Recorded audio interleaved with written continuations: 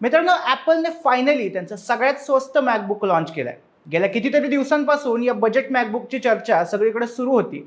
त्यात काय काय फीचर्स असणार, कोणते कलर असणार, किती रुपयांना लॉन्च होईल वगैरे वगैरे गोष्टी. आणि आता सगळ्या प्रश्नांची उत्तरं आपल्याला मिळाली आहेत. मॅकबुक निओ असं या नवीन मॉडेलचं नाव आहे. यासोबतच ॲपलने त्यांच्या मॅकबुक एअरचं पुढचं व्हर्जनही लॉन्च केलं आहे.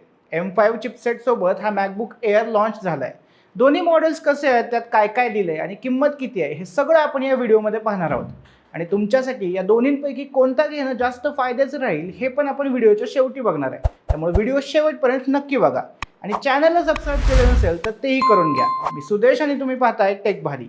ओके, तर सुरुवात करूया मोस्ट अवेटेड निओ पासून. ॲपलने खरं तर 50-55 हजारांच्या रेंजमध्ये येणाऱ्या लॅपटॉप मार्केटला टार्गेट करून नवा मॅकबुक निओ लॉन्च केलाय. आता याच गोष्टीमुळं याची प्राइस देखील 50-55 हजार असेल असं वाटलं होतं, पण तसं काही नाही आहे.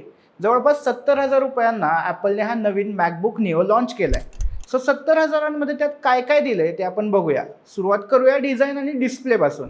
डिझाईनचं म्हणाल तर सगळ्यात पहिल्यांदा दिसतात ते याचे कलर्स. नेहमीच्या बोरिंग ग्रे सिल्वर कलरपेक्षा वेगळं काहीतरी द्यायचा चांगला प्रयत्न ॲपलने केला आहे. बरेच व्हायब्रंट कलर ऑप्शन्स लॉन्च केलेत. कीबोर्ड मात्र मॅकबुक एअरप्रमाणे बॅकलिट नाही आहे दिला. मॅजिक कीबोर्ड असं नाव दिलंय, पण त्यात मॅजिक तर काही नाही आहेच. पोर्टचं म्हणाल तर 2 USB-C टाईप पोर्ट आहेत आणि हेडफोनसाठी 3.5 जॅक दिलाय. दोनच पोर्ट दिलेत म्हणून रडण्यापेक्षा हेडफोन जॅक ठेवलाय यासाठीच आभार मानावे लागतील. डिस्प्लेमध्ये केवळ 13 इंच स्क्रीन साईज अवेलेबल आहे. त्यामुळे तुम्हाला जर मोठ्या स्क्रीनचा मॅकबुक हवा असेल तर निओ हा तुमच्यासाठी नाही आहे. बाकी ॲपलचा लिक्विड रेटिना डिस्प्ले दिलाय, जो बाकी मॅकबुकमध्ये पण असतो. तिथं काय ॲपलनं कॉस्ट कटिंग करत बसलेलं नाही आहे. हा बाकी गोष्टींमध्ये मात्र खच्चून कॉस्ट कटिंग केलंय. म्हणजे बघा, 2च स्पीकर दिलेत तेही बाजूला. कीबोर्डवर टच आय डी दिलाय, पण फक्त टॉप व्हेरियंटमध्ये. आणि सध्या सगळ्या लॅपटॉप फोनला महाग करणारी गोष्ट म्हणजे रॅममध्येही कंजूसपणा करत फक्त 8 GB रॅम दिली आहे. आता रॅम कमी म्हणजे परफॉर्मन्सचा बँड वाजणारच. बरं, प्रोसेसर तगडा असता तर त्याचंही टेन्शन नसतं. पण ॲपलने आधीच सांगितलं होतं की या मॅकबुकमध्ये आयफोनचा प्रोसेसर वापरणार आहे. त्यात पण लेटेस्ट A19 चिपसेट न वापरता A18 चिपसेट वापरले, म्हणजे iPhone 16 Pro वाली चिप. टेक एक्सपर्ट्सनी केलेल्या टेस्टमध्ये असं समजलंय की याचा परफॉर्मन्स हा मॅकबुकच्या M1 चिपसेटशी इक्विव्हॅलंट आहे. म्हणजे नॉर्मल यूजसाठी, ज्यात ब्राउझिंग आलं, नोट्स काढणं आलं, थोडाफार व्हिडिओ पाहणं आलं किंवा मग अगदी लाईट गेमिंग आलं, या सगळ्यासाठी मॅकबुक निओ चांगला आहे.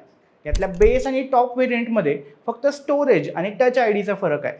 बेस व्हेरियंटमध्ये 256 GB स्टोरेज आहे, तर टॉप व्हेरियंटमध्ये 512 GB स्टोरेज दिले. बॅटरी बॅकअपचं म्हणाल तर ॲपलने क्लेम केला आहे की यामध्ये 16 तासांचा बॅकअप मिळेल.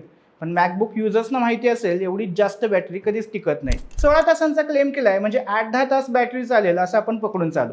चार्जिंग सपोर्ट मात्र केवळ 20 वॉटच दिला आहे, त्यामुळे चार्ज व्हायला वेळ लागेल. आता येऊया किमतीकडे. 70,000 किंमत जी मी सुरुवातीला सांगितली होती ती बेस व्हेरियंटची आहे. पण 512 GB स्टोरेज व्हेरियंट घ्यायचा असेल तर तो जवळपास 80,000 रुपयांना मिळतोय.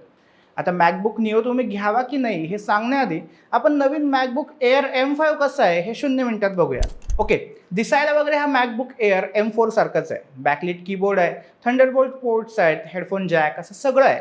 13 इंच आणि 15 इंच अशा 2 स्क्रीन साईज अवेलेबल आहेत. लिक्विड रेटिना डिस्प्ले आहे आणि 12 मेगापिक्सलचा वेबकॅम मिळतो. या वेबकॅममध्ये AI ट्रॅकिंग फीचर्स आहेत. M4मध्ये पण हाच वेबकॅम दिला होता. कीबोर्डवर टच आय डी मिळतोय. बाकी फरक जाणवतोय तो परफॉर्मन्समध्ये. टेक एक्सपर्ट्सच्या मते M4च्या तुलनेत M5 व्हर्जनमध्ये बराच चांगला परफॉर्मन्स मिळतोय.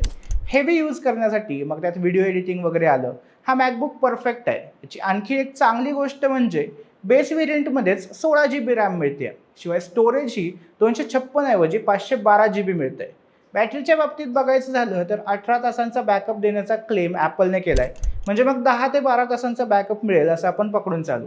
बाकी चार्जिंग सपोर्ट 70 वॉटपर्यंत दिला आहे, त्यामुळे चार्जिंग तरी फास्ट होणार आहे. प्राइसिंगचं बघूया. 13 इंच स्क्रीन साईजच्या मॅकबुक एअर M5ची किंमत 1,20,000 पासून सुरू होते. तर 15 इंच स्क्रीन साईजच्या बेस मॉडेलची किंमत सुमारे 1,45,000 आहे. पुढचे व्हेरियंट अर्थातच आणखी महाग होत जातात. बाकी यावर तुम्हाला स्टुडंट डिस्काउंट हा 10,000 रुपयांपर्यंत मिळू शकतो. आता राहिला मेन प्रश्न, मॅकबुक निओ घ्यावा का? खरं तर हा स्वस्त म्हणून लॉन्च केलेला मॅकबुक जर खरंच 50-55 किंवा मग अगदी 60,000पर्यंत जरी लॉन्च केला असता तरी त्याची प्राइस जस्टिफाय झाली असती. पण 70,000 रुपयांमध्ये मॅकबुक निओ घेण्यापेक्षा त्यात 10-20 हजार रुपये आणखी घालून मॅकबुक एअर M3 किंवा M4 तुम्ही आरामात घेऊ शकता. यामध्ये मग तुम्हाला प्रॉपर मॅकबुकसाठीची chipset, better performance, better features आणि एक ट्रायड अँड टेस्टेड प्रोडक्ट मिळेल. तुमचा यूज जरी जास्त नसेल किंवा तुम्हाला खूप तगड्या प्रोसेसरची गरज नसेल तरीही मॅकबुक निओ हा तुमच्यासाठी चांगला ऑप्शन ठरत नाहीच. तेव्हा ॲपलच्या जाहिरातबाजीला न भूलता विचार करून योग्य तो निर्णय घ्या. बाकी तुम्हाला या नवीन मॅकबुक निओ बद्दल काय वाटतं हे आम्हाला कमेंटमध्ये नक्की सांगा. व्हिडिओ आवडला असेल तर लाईक आणि शेअर करा आणि टेक संबंधी अशाच आणखी व्हिडिओसाठी टेक भारीच्या यूट्यूब चॅनलला सबस्क्राईब करा.